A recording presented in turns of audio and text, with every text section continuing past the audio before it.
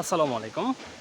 আজকে একটি নিউজ আপনাদেরকে জানাতে চাই, সেটা হচ্ছে ইদানিং কিন্তু ফেসবুকে খুবই স্ক্যাম হচ্ছে, ঠিক আছে?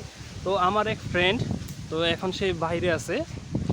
তো কি হয়েছে জানেন, ফেসবুকে এরকম অ্যাডভার্টাইজ আসছে না, তো অ্যাডভার্টাইজ আসছে যে 3 মাসের মধ্যে ইংরেজি ভাষা শিখুন।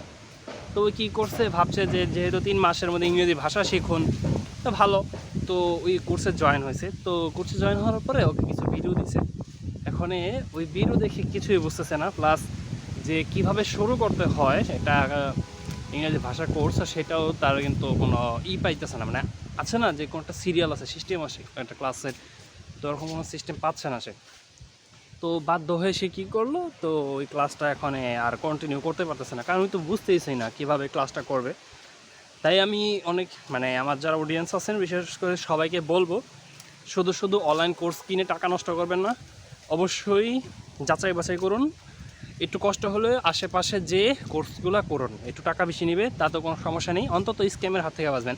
ওনারা কী করে জানেন, এরকম একজন আরেকজনের কাছ থেকে ভিডিও কোর্সগুলো কেনার পরে তারা স্পন্সর লাগাই দেয় ফেসবুকের মধ্যে যে আমরা কোর্স বিক্রি করি, তো ওরকম আর কি ভিডিও ক্লাসগুলো সেল দিয়ে থাকে।